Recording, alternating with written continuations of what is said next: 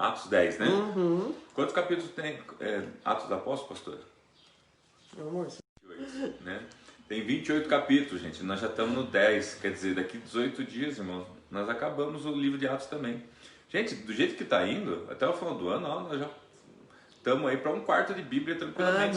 Já nos preparando para algum outro livro da Bíblia, né, amor? Que para nós tem sido muito bom. Tá compartilhando com vocês. Né? Para perguntar para Deus para onde Ele quer que a gente vá, né? Nós acabando o livro de Atos, né? Aonde a gente vai. Então, vamos lá então, pastor? Vamos lá então. Havia em Cesareia um homem chamado Cornélio, centurião do regime, conhecido como Italiano. Ele e toda a sua família eram religiosos e tementes a Deus. Dava muitas esmolas ao povo e orava continuamente a Deus. Certo dia, por volta das 3 horas da tarde, ele teve uma visão. Viu claramente um anjo de Deus que se aproximava dele e dizia: Cornélio. Atemorizado, Cornélio orou para ele e perguntou: Que é, Senhor? O anjo respondeu: Suas orações e esmolas subiram como oferta memorial diante de Deus. Agora, mande alguns homens a Jope para trazerem um certo Simão, também conhecido como Pedro, que está hospedado na casa de Simão, curtidor de couro que fica perto do mar. Depois que o anjo lhe falou, se foi. Cornélio chamou 2 dos seus servos e um soldado religioso dentre os seus auxiliares e, contando-lhes tudo o que tinha acontecido, enviou-os a Jope. Né? Isso aí. Queridos, então o que a gente precisa ir reconhecendo no texto, à medida que a gente lê, né? Vamos ver aqui de quem fala, os personagens, aonde estão, né? Qual o assunto que é tratado. Então aqui começa falando, né, que em Cesareia, tá? Eu tive o prazer de ter estado lá, irmão, Cesareia de Filipe, né? O pastor esteve lá. Um local assim, às margens do mar Mediterrâneo, e falava um centurião. Ele era um centurião romano, queridos, né? E estava ali. A Bíblia fala no verso 2 que era um homem religioso, temente a Deus. Ainda que, uma coisa que você precisa entender naquela época é o seguinte: existe uma miscigenação, ou seja, muitas crenças. Então, aqui é um homem que estava buscando, né, a Deus em muitas crenças. Então, ele era um homem religioso, ok? Mas a Bíblia fala que ele era um homem que, ainda que religioso, ele orava, ele dava muitas esmolas ao povo e orava a Deus continuamente, ou seja, ele tinha uma fé em Deus, ainda que estava buscando, né, um encontro com Deus. O verso 3 fala assim que um dia, às 3 horas da tarde, irmãos, você sabe que eu tenho me chamado muita atenção acerca disso? Porque nós estamos naquela corrida nossa de fé, às 7 da manhã, às 9, às 3 da tarde, e eu tenho visto o quanto Deus parece que escolhe, né, alguns momentos específicos para trazer revelações. Vocês vão ver que se você estudar sobre hora nona do dia, você vai ver que várias coisas aconteceram nesse período das 3 horas, inclusive a morte de Jesus. Exatamente. Foi na terceira hora. Algum mistério aí tem, né, pastor? Sem dúvida. E os versos 3 então fala: certo dia, por volta das 3 horas da tarde, ou na hora nona, ele teve uma visão. Viu claramente um anjo de Deus que se aproximava dele e dizia: Cornélio. Queridos, eu quero chamar a tua atenção porque Deus, ele fala, e Deus continua falando, tá? Com aqueles que estão buscando a Deus. Eu falo assim, Deus só não fala com quem não busca, né? Mas aqui nós vemos Deus falando com um homem que não era judeu, tá? Que era apenas um religioso, né? Não era um profeta, não era... E Deus, né, indo atrás dessa pessoa que tem fome para falar com ele. Versos 4 fala que, atemorizado, Cornélio olhou para ele e perguntou: quem é, Senhor? E o anjo respondeu, olha só, olha a resposta do anjo, querido, tá? Suas orações e esmolas subiram como oferta memorial diante de Deus. Isso é tremendo, gente. E assim, pastor, olha que interessante. Ele fala que as orações e as esmolas marca aí na sua Bíblia, subiram, gente. e diz como subiu.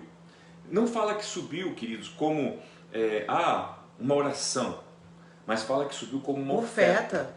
Oferta é algo que você entrega. Então, tipo assim, quer dizer, eu recebi o que você me entregou. Eu recebi as tuas ofertas, eu recebi as tuas orações, como, né, que você fez, né, diante de Deus. Né? E agora, né, ele fala, mande alguns homens. Então ele vai mandar agora esse homem ir para Jope para trazer quem? Pedro, que está lá em Jope. E aí ele diz, hospedado na casa de um tal de Simão, curtidor, que fica perto do mar.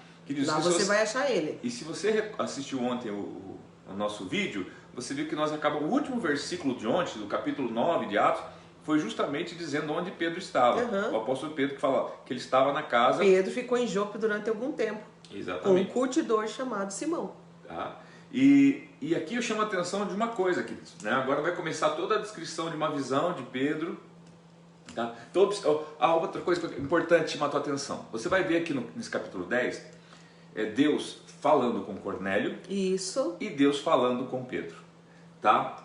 E Deus trabalhando um encontro dos dois. Então, Deus começa a trabalhar, primeiro iniciou falando com Cornélio, você vê, aparece um anjo ali falando, mandando ele buscar Pedro. Agora você vai ver Deus falando com Pedro, e depois você vai ver o encontro. E para você entender o seguinte, como Deus tem os seus planos e propósitos, e com certeza Cornélio não sabia o que Deus estava falando com Pedro, e Pedro não sabia o que Deus estava falando com Cornélio, mas todos eles estavam convergindo para o mesmo lugar, que era o propósito de Deus. Tá? Então, acompanhe e preste muita atenção nisso. Veja lá, no dia seguinte, por volta do meio-dia, enquanto eles viajavam e se aproximavam da cidade, Pedro subiu ao terraço para orar. Tendo fome, queria comer. Enquanto a refeição estava sendo preparada, caiu em êxtase. Viu o céu aberto e algo semelhante a um grande lençol que descia à terra, preso pelas 4 pontas, contendo toda espécie de quadrúpedes, bem como de répteis da terra e aves do céu. Então uma voz lhe disse: levante-se, Pedro, mate e coma. Mas Pedro respondeu: de modo nenhum, Senhor. Jamais comi algo impuro ou imundo.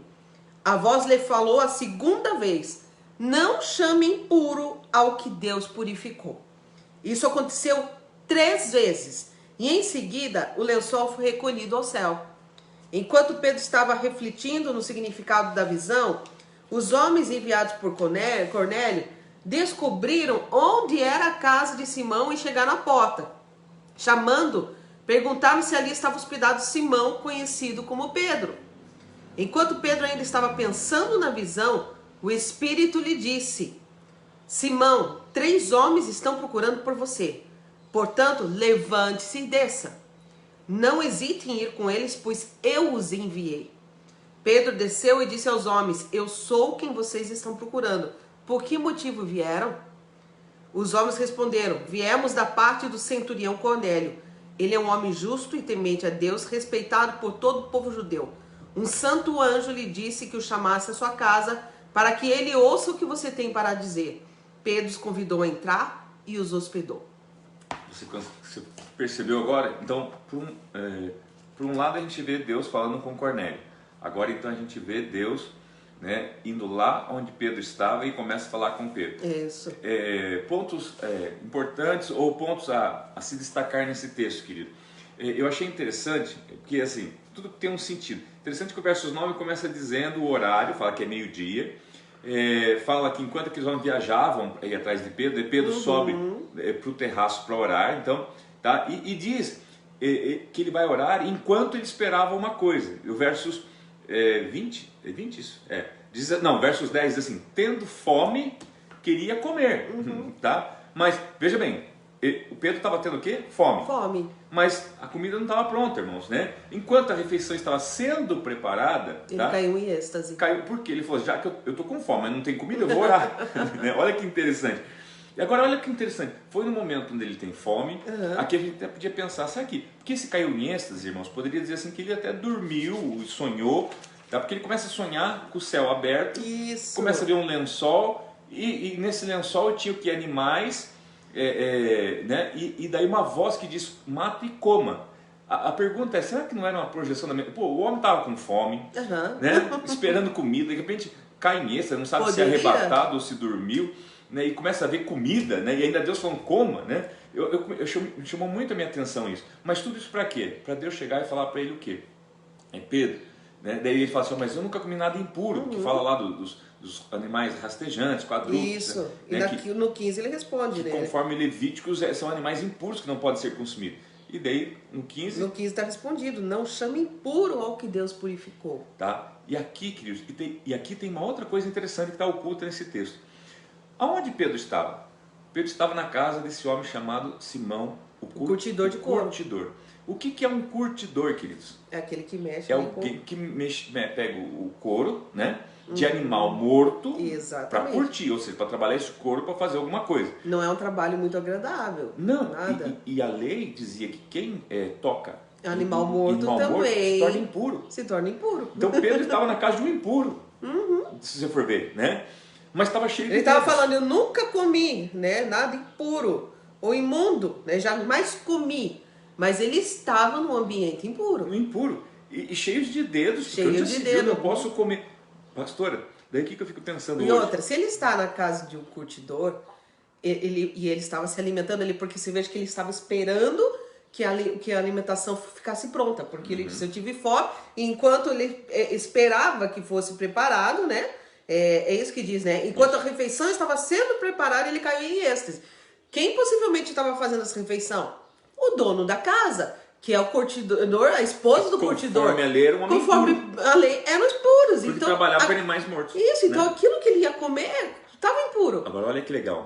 O que é isso, pastor? Senão um ato de religiosidade. Porque assim, meu Deus, eu sou muito santo, não sei o quê. A pessoa está na casa do cara impuro e comendo. está dizendo para Deus, eu não posso comer desses animais. Quer dizer o seguinte, é a mesma coisa, irmãos, você está vivendo neste mundo, tá? E diz assim, eu não vou amar o pecador ou ter contato com o pecador. Você está nesse mundo, irmão. Está no mundo. Né? Então, não chame, né, de impuro aquilo que Deus purificou. Tá? Por isso, assim, que eu gosto de frisar, queridos. Você nunca pode ter nada com o pecado. Isso, né? Você não pode ter pátio com ele. Mas você tem tudo a ver com o pecador. Ele é teu irmão. Você tem que salvar o pecador. Amar. Né? Então, não tenha compromisso e nem esteja ligado ao pecado dele, mas ame o pecador. Exatamente. Tá? Então, quantos detalhezinhos que passariam desapercebidos se a gente não visse essas questões, né? Você veja do versículo lá, do último versículo do 9, que fala que estava na casa do curtidor, para esse ponto aqui. E interessante que eu vejo, por exemplo, o verso 19, por exemplo, pastor, que Deus fala para Pedro que tinha mandado, né, alguns homens atrás dele. Pedro, então, recebe de Deus a revelação dizendo que homens estariam à porta da sua casa. Isso. Né? O verso 19 fala, enquanto Pedro ainda estava pensando na visão, o Espírito lhe disse, olha só, Simão, 3 homens, olha os detalhes, amor, 3 homens estão procurando por você, portanto levanta-se, desça, não hesite em ir com eles, pois eu os enviei. Que coisa maravilhosa, mas você poder ter um relacionamento com Deus, a ponto de Deus falar assim, olha, não se assuste, daqui a pouco vai bater na tua porta alguém aí, alguém que eu mandei, tá? Não hesite em ir com ele. Por que não hesite? Porque assim, 3 homens que queriam levar ele para onde? Cesareia. Cesareia de Filipe. Filipe era eu vou pagão, chegar lá, romano. Né? Então assim, não hesite com ele. Não sabe? vai. Porque ele poderia falar, não vou me misturar com pessoas pagãs, gentios. Porque os cesareias eram considerados como gentios, ou seja, não judeus. E eles não se misturavam, judeus e não judeus. Então assim, via de regra, pela lei, Pedro jamais iria com eles para Cesareia. Tá? Mas Deus falou, pode ir. Pode ir, não hesite. E aquela história lá do lençol é para dizer assim, ninguém me dizer, Pedro, não, mas eles são pecadores, você não pode ir. Não, eu estou falando para você. Não diga que é pecador aquele que eu estou falando que você pode ir. Né? Vamos lá então. Vamos lá. No dia seguinte, Pedro partiu com eles e alguns dos irmãos de Jope o acompanharam. No outro dia chegaram a Cesareia. Cornélio os esperava com seus parentes e amigos mais íntimos que tinha convidado. Quando Pedro ia entrando na casa, Cornélio dirigiu-se a ele e prostrou-se aos seus pés adorando-o. Mas Pedro fez levantar-se dizendo, levante-se, eu sou homem como você. Conversando com ele, Pedro entrou e encontrou ali reunidas muitas pessoas. E lhes disse, vocês sabem muito bem que é contra a nossa lei um judeu associar-se a um gentil ou mesmo visitá-lo. Mas Deus me mostrou que eu não deveria chamar impuro ou imundo a homem nenhum. Por isso, quando eu fui procurado, vim sem qualquer objeção. Posso perguntar por que vocês me mandaram buscar? Cornélio respondeu, há 4 dias eu estava em minha casa orando a esta hora, às 3 horas da tarde. De repente, apresentou-se diante de mim um homem com roupas resplandecentes que disse, Cornélio, Deus ouviu sua oração e lembrou-se de suas esmolas. Mande buscar em Jope a Simão, chamado Pedro. Ele está hospedado na casa de Simão, curtidor de couro, que mora perto do mar. Assim mandei buscar-te imediatamente, e foi bom que tenhas vindo. Agora estamos todos aqui na presença de Deus, para ouvir tudo que o Senhor te mandou dizer-nos. Então Pedro começou a falar. Agora percebo verdadeiramente que Deus não trata as pessoas com parcialidade, mas de todas as nações aceita todo aquele que o teme e faz o que é justo. Vocês conhecem a mensagem enviada por Deus ao povo de Israel, que fala das boas novas de paz por meio de Jesus Cristo, Senhor de todos. Sabem o que aconteceu em toda a Judéia, começando na Galiléia, depois do batismo que João pregou. Como Deus ungiu Jesus de Nazaré com o Espírito Santo e poder, e como ele andou por toda parte fazendo bem e curando todos os oprimidos pelo diabo, porque Deus estava com ele. Nós somos testemunhas de tudo o que ele fez na terra dos judeus em Jerusalém, onde o mataram suspendendo-o no madeiro. Deus, porém, o ressuscitou no terceiro dia e fez que ele fosse visto, não por todo o povo, mas por muitas testemunhas que designara de antemão, por nós que comemos e bebemos com ele depois que ressuscitou dos mortos. Ele nos mandou pregar ao povo e testemunhar que foi a ele que Deus constituiu juiz de vivos e de mortos. Todos os profetas dão testemunho dele, de que todo que nele crê recebe o perdão dos pecados mediante o seu nome. Enquanto Pedro ainda estava falando essas palavras, o Espírito Santo desceu sobre todos que ouviam a mensagem. Os judeus convertidos que vieram com Pedro ficaram admirados de que o dom do Espírito Santo fosse derramado até sobre os gentios, pois os ouviam falando em línguas e exaltando a Deus. A seguir Pedro disse: pode alguém negar a água impedindo que estes sejam batizados? Eles receberam o Espírito Santo como nós. Então ordenou que fossem batizados em nome de Jesus Cristo. Depois pediram a Pedro que ficasse com eles alguns dias. Gente do céu, né? Aqui é muito legal porque assim, coisas assim que chamam minha atenção quando eu leio, quando eu ouço, né, e leio. Primeiro, então agora ele chega em Cesareia, a gente vê uma expectativa de Cornélio. Gente, esse homem era um homem importante, é um centurião, né? E não só ele, você vê que ele coloca os parentes e amigos íntimos. Chama todo mundo para sua casa, né? Porque diz, Pedro está chegando. Vamos fazer um culto familiar porque nós vamos ouvir um homem de Deus. Pedro, o verso 25 fala assim, Pedro, e entrando na casa, irmão, já foi... Estava cheia. Mas foi um estrondo, por quê? Aquele homem se prostra aos pés de Pedro. Gente, ele era um centurião. Ele não era Lembrando que o centurião é aquele que cuida de 100, né? E ele prostra adorando. Pedro, grosso como sempre, né? Para não perder o título de grossura, ele fala assim, cara, levanta, eu sou homem como você. Ainda que, né, ele está falando uma verdade aqui, tipo, não, você não tem que se prostrar em mim, tá? Eu sou um homem que nem você, né? Eu sou um pecador que nem você, eu sou uma pessoa, tá? Daí o verso 27, conversando com ele, Pedro entrou e encontrou ali reunidas muitas pessoas, porque ele tinha reunido na casa dele. Agora olha só que legal, queridos. O verso 28, ele diz, vocês sabem muito bem que é contra a nossa lei um judeu associar-se a um gentil, ou mesmo visitá-lo. O que Pedro está falando? Olha, pela lei... Eu não lei, devia estar aqui. Não devia estar aqui. Eu estou aqui porque... Ele foi até meio que delicado, né, pastor? Não, grosso. Pedro era grosso, né, gente? Mas era de Deus. Isso significa que os grossos também são de Deus. E ele menciona bem, né? Falou, só estou aqui porque Deus, né, me falou que eu poderia estar. E ele rasga o verbo porque ele fala assim, mas Deus me mostrou que eu não deveria chamar impuro o imundo, ou imundo o homem, a homem nenhum. Com quem diz, para mim vocês são imundos. Para mim vocês... Não, ele consegue Mas Deus piorar. me falou, né? Ele vai piorando, ele vai falando, vai piorando. Vai piorando, tá? Cornélio responde, né? Daí ele fala no verso 29, né? Por isso, quando fui procurado, vim sem qualquer objeção. Posso perguntar, né? Por que vocês mandaram me buscar? Em outras palavras, Pedro falou assim, o que vocês querem de mim? O que vocês querem? Tá, tô aqui agora. Agora o que vocês querem? Então, daí o Cornélio começa a contar o que aconteceu, né? Versos 30, 4 dias, tal, eu estava orando, fala até o horário, a terceira hora do dia, né? Na hora nona. De repente, enfim, apareceu um homem resplandecente, ouviu minha oração, recebeu minhas esmolas. Verso 32, mande buscar em Jope, Simão. Então, olha a história lá que eu falei para você das duas histórias. Deus estava trabalhando lá em Jope, em Pedro, e Deus estava trabalhando aqui em Cornélio. E Deus precisava, né, trabalhar isso, porque não era só a conversão de um Cornélio, irmãos, mas era... Olha de quanta... todo aquele povo que estava ali. E olha, Deus abrindo uma porta, dizendo assim, não existe uma classe de pessoas, um grupo específico. Tanto é que aqui, ó, versos...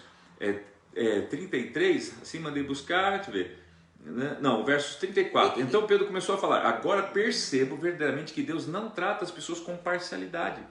Porque a religião judaica era uma religião, né, que Mas separava. você veja que ali Cornélio, ele já responde antes, no versículo 32, né? Ele dizendo, né? Agora estamos todos aqui na presença... No versículo 33. Agora estamos todos aqui na presença de Deus. Então, assim, Pedro tá ali dizendo, né? Assim, ó, por mim vocês eram impuros, mas estou aqui por causa de Deus.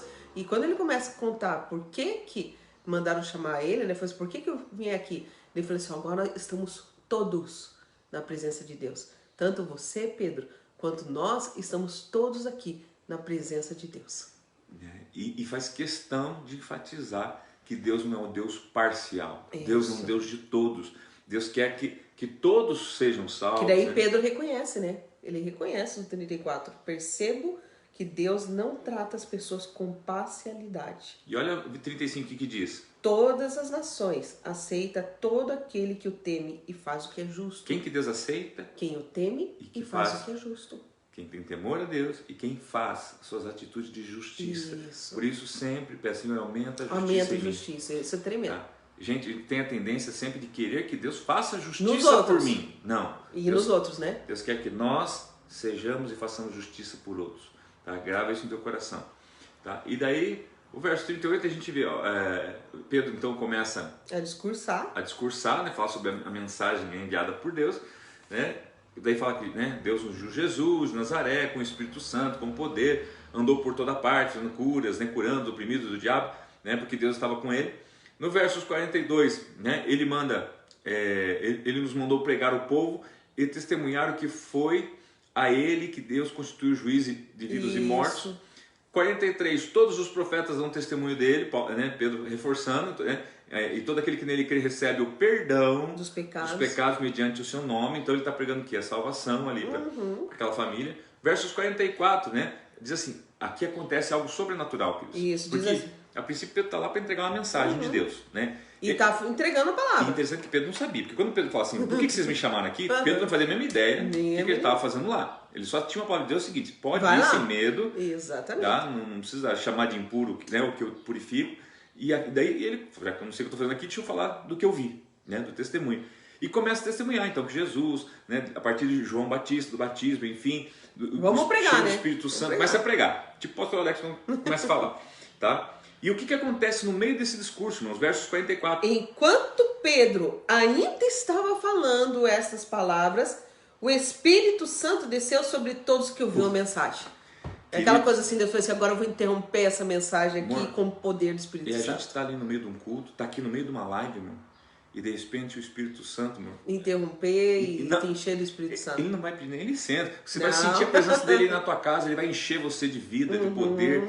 Nós aqui, né, vamos ser impactados. Por isso que a nossa parte é pregar a palavra. Exatamente. Tempo fora de tempo. E o Espírito Santo, ele vem quando ele quer, do jeito que ele quer, né? Mas ele vem e muda, né? Você veja só os 45, né, que fala assim, os judeus convertidos que vieram com Pedro, as pessoas acompanham, ficaram aqui admirados de que o dom do Espírito Santo fosse derramado até sobre os gentios. Esse é até sobre o judio, né? Até sobre os curitibanos, irmão, né? Até sobre os brasileiros, né? Olha só que coisa interessante, queridos. E o que acontece, né? Porque eles tinham uma coisa como algo exclusivo ali, não, mas o Espírito Santo é dado a quem Deus quer, a hora que Ele quer, como Ele quer, no momento que Ele quer. E como é que aqueles homens sabiam que eles tinham sido tocados pelo Espírito Santo, batizados com o Espírito Santo? O verso 46. Pois os ouviam falando em línguas e exaltando a Deus. Porque assim, o falar em línguas, você vê que toda vez é uma exaltação a Deus, né? Lá no começo de Atos, nós vimos que eles falavam em línguas, né? E falavam das maravilhas de Deus. E aqui novamente assim, exaltando a Deus. Queridos, então aqui, daí Pedro olha para eles e fala assim, puxa, e como é que agora temos que batizar? Como é que vamos negar um batismo nas águas? Se até o batismo com o Espírito Santo já receberam. O que é? E a gente vê algo interessante, porque a gente acha que tem que primeiro ser batizado nas águas, que é o batismo de arrependimento, arrependimento, para depois receber o Espírito Santo. Aqui foi o contrário. Foi ao contrário. Primeiro eles ouvem a verdade, o Espírito São Santo... batizados com o Espírito Santo. E daí falou, agora não tem como negar água, vamos fazer, né, o ato público. Né, Se o batismo com o Espírito veio antes da água. Agora imagina o que correu a fofoca, irmãos. Nossa. O tal do centurião, conhecido como o italiano, o romano, o católico. Exatamente. Tá? Agora sendo batizado. Alguém muito conhecido ali agora sendo batizado. Centurião, quer dizer, regia no mínimo um batalhão de 100 pessoas, né? Queridos, enfim, e a vida desse homem então é marcada, o evangelho é marcado, porque até aqui, queridos, o próprio apóstolo, eles só pregavam para judeus. Eles já sabem que Deus era Deus dos judeus. E aqui Deus está falando, não, eu sou Deus de quem eu quiser ser. De todos, de quem eu teme e procura justiça. Né? E foi tão impactante que aqueles homens pedem para que ele fique ali. Né? O último versículo acaba pediram para Pedro que ficasse com eles alguns dias mais para poder ouvir mais da palavra de Deus. Né? Interessante, né, queridos? O que Deus faz. Né? O que Deus faz, está fazendo. Agora eu quero que você guarde no teu coração a importância de compartilhar o seu testemunho. Você veja que Pedro, queridos, ele não sabia nem direito o que ele estava fazendo ali, só sabia que tinha que estar ali. Né? Exatamente. E começa a compartilhar o que ele viveu. E nisso acontece, né, a efusão do Espírito Santo. É quando você está falando de Jesus, né, que Deus opera grandes milagres e maravilhas. Por isso assim, não se preocupe, o que Deus quer que eu faça. Né? Se preocupe em contar o que Ele já fez. Exatamente. Né? Às vezes você vai orar para alguém, ai meu Deus, mas o que é que Deus quer falar para essa pessoa? Não, queridos. Se que na hora Ele vai colocar as palavras certas em contar o que Ele fez na sua vida. E deixa que Ele vai fazer grandes coisas. Tá bom? Não precisa ficar dando profetada, nem nada disso, né? Nem achômetros. E né? algumas pessoas podem se perguntar, poxa, mas Deus vai me usar? Né? Poxa, eu sou tão pecador. Assim, olha aqui, ó, olha o que Deus faz. Ele usa quem quer, a hora que Ele quer, basta você se colocar à disposição. Interessante que para um homem como Pedro, jamais ele teria contato com um gentil, né? Porque a religião de Pedro não permitia. E enquanto isso, Deus estava falando diretamente com Cornélio. Olha só, gente. A gente acha, né? Porque eu sou evangélico, Deus fala comigo. Deus não vai falar com macumbeiro, você que pensa. Às vezes está falando você com que ele. pensa. Deus estava falando com macumbeiro, querido. E está falando, o macumbeiro, vai lá, procura o teu amigo, né, que toma chazinho, que vai nas festas com você, pergunta para ele, fala para ele vir na tua casa. Daí você, religioso, fala, não, eu não vou na casa do macumbeiro, ele é macumbeiro, né? Queridos, não chame de impuro aquilo que Deus purifica. Ele pode estar num estado de ignorância, né? Num estado ainda de anonimato, mas a hora que Deus quer se revelar, Ele revela para quem Ele quiser, na hora que Ele quiser. E Ele precisa de pessoas dispostas a servir Ele, como eu e você. Exatamente, né? É isso aí. Né? Isso aí, gente. Amanhã, aguardem, né? Para vocês verem a explicação que Pedro vai dar para a igreja, né? De tudo isso acontecendo. Todo mundo meio chocado, tipo, vai ter né? que se explicar. Daí Pedro vai ter que se explicar para a igreja e aguardamos você para que possamos estar vendo isso juntos, né? Amanhã às 9. Isso aí. Vamos saudar lá, né? né?